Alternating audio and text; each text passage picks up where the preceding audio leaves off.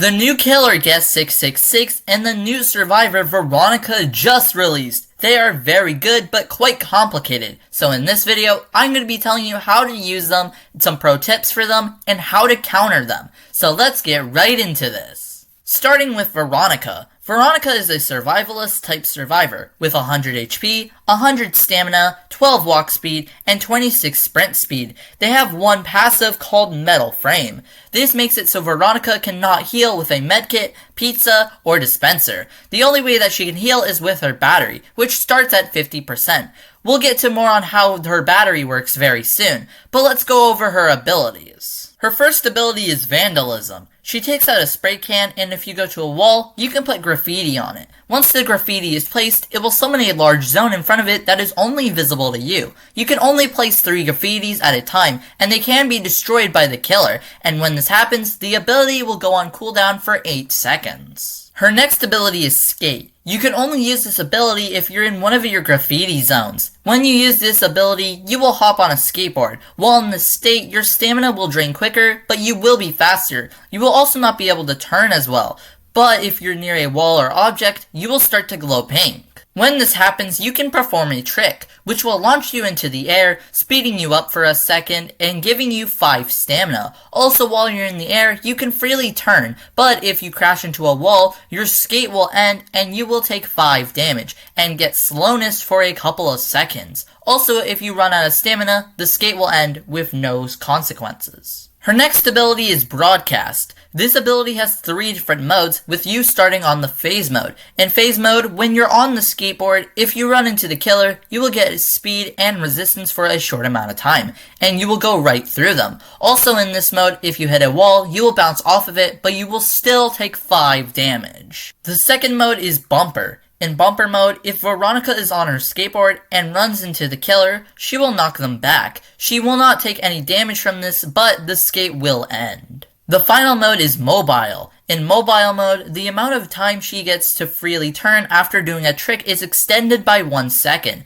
but she will take 3 times the amount of damage if she crashes. Her final ability is Activate Battery. This ability will slowly drain her battery, which will heal her. She gets 1 HP for every 2% of battery, but if she's hit during this ability, it will stop. This ability has a 55-second cooldown, and as I said before, she starts with 50% battery, but there are ways to increase it. If you do a generator puzzle, you will get 8% battery. If you do 3 tricks on the skateboard, you will get 5% battery. If you go through the killer in phase mode, or bump into the killer in Bumper mode, you will get 15% battery. Veeronica is a very good and annoying survivor. She can get tons of distance with her skateboard, and her Activate Battery is very good as you can heal without having to be slowed or stopped, which makes it really good. Broadcast can make her skateboard go even farther and control the killer, but if she has her graffiti destroyed,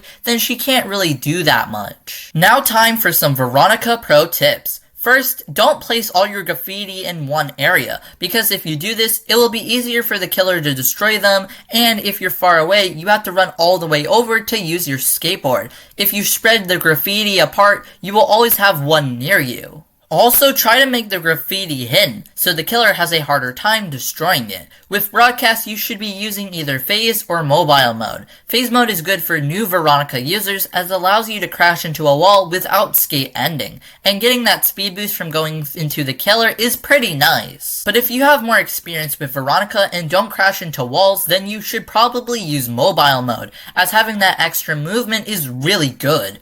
Try not to use your battery when the killer is right behind you. Try to get some distance and quickly get behind a wall and then use your battery. Those are all the tips I got. Now time for ways to counter Veeronica. If you see graffiti, destroy it. Cause if Veeronica doesn't have any graffiti up, then she's pretty easy to kill. Don't save Veeronica for last, as getting rid of all of her graffiti and then killing her will take too long. The best way to get rid of Veeronica is to target her first, because at the start of the game, she won't have much if not any graffiti set up, and since she can't use her skateboard, and if you're chasing her, she can't get any extra battery, making her pretty easy to kill. If you see Veeronica skating for a while and then stop, that probably means that she doesn't have any stamina left.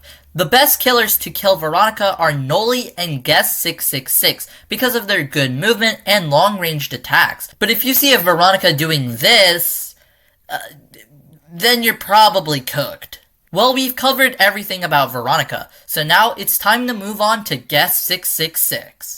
Guess666 is a snowball type killer with 2,500 health, 110 stamina, 8 walk speed, 27 sprint speed, and a terror radius of 80. They have 2 passives, with the first one being Manic Fixation. If Guess666 is chasing an outline survivor, their speed will slowly increase up to 10% more, and if they're not chasing the outline survivor, then their speed can increase up to 20% more. His second passive is Bloodhound. Some of Guess666's attacks will give an effect called Hemorrhage. When a survivor has this effect, the amount of HP they can recover will decrease, as it makes their max amount of HP that they can have slowly go down.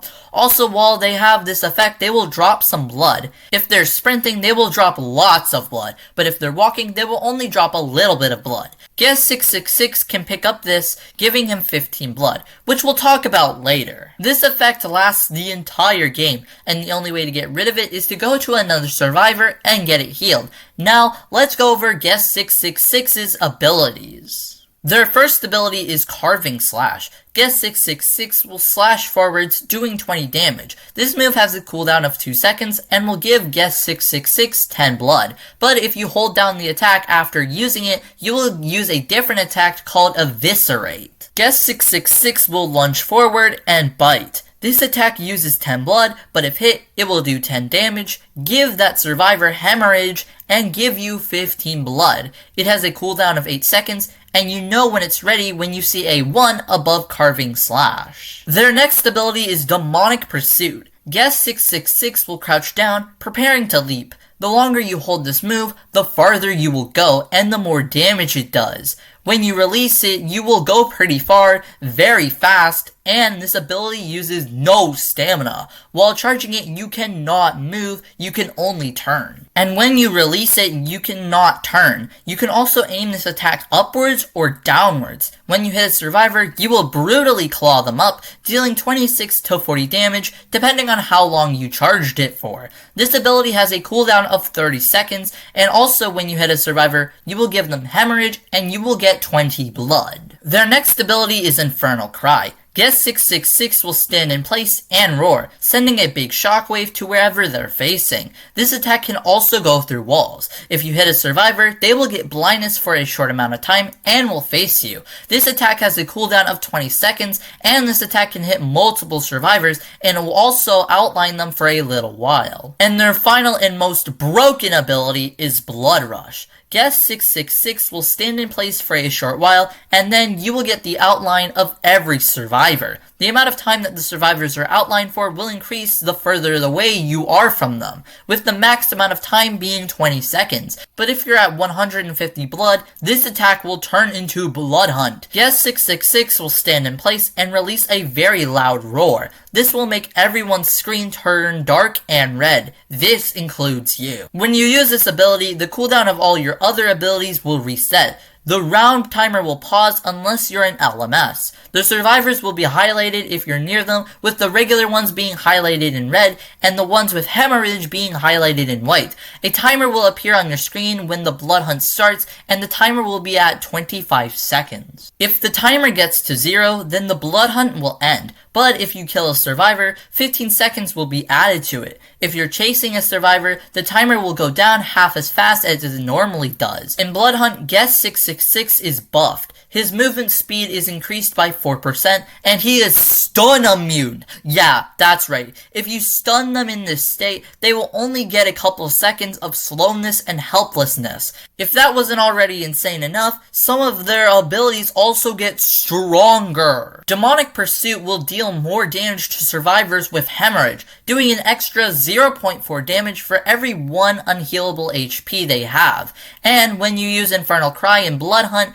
it will do 10 damage and give you a strength and speed for a little bit. When the blood hunt ends, you will need another extra 50 more blood to use it again. Guest 666 is a really broken killer. His demonic pursuit is very good for getting survivors, and you can aim it upwards, which makes it just even more insane. He is good at countering loopers, and when he uses blood hunt, he becomes an absolute unit. Though when in blood hunt, it can be pretty hard to see survivors. Now, time for some Guest 666 pro tips. First, use Demonic Pursuit as much as you can. The ability allows you to get tons of distance in a very short amount of time without using stamina. It is really good for catching up to survivors, and even if you don't hit them, as long as you don't overcharge it, you should end up near them with more stamina, allowing you to get an easy kill. Also, try to use Eviscerate as much as you can. It doesn't do that much damage, but it gives you a little bit of blood,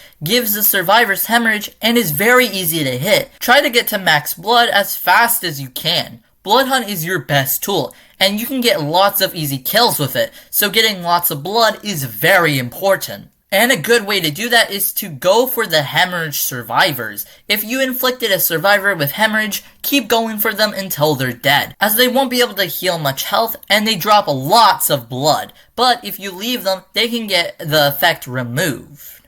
Those are all the tips I got. Now time for some ways to counter Guest 666. If you're going to be staying in one area, don't do it in an open place, cause if you do, Guest 666 can leap over and get you. Guest 666 is a pretty broken killer, but there are some survivors that can counter him. Taff is the best Guest 666 counter. While Guest 666 cannot be stunned in Blood Hunt, he can still be slowed by the tripwire, and he can still get helplessness from the subspace trap. And since it's also hard to see in Blood Hunt, they will most likely not see the traps. Builderman is also another good counter, as Guest 666 can still be affected by his sentries. 007 and 7 is also another good counter, as he can send his clones to protect other survivors, and if he's low, he can summon his clone when Guest 666 attacks, causing them to kill the dummy, which will not add any time to the Blood Hunt. While these things will only stall Guest 666 for a little bit, in Blood Hunt, every second counts. Well, that's everything you need to know about Guest 666 and Veeronica, how they work, how to use them, and how to counter them. These characters are very good, but can be countered if you know what you're doing. They are probably going to get nerfed soon, cause they're kinda OP. If you found this guy useful, then consider liking the video and subscribing to my channel. Anyways, have a great day, and goodbye!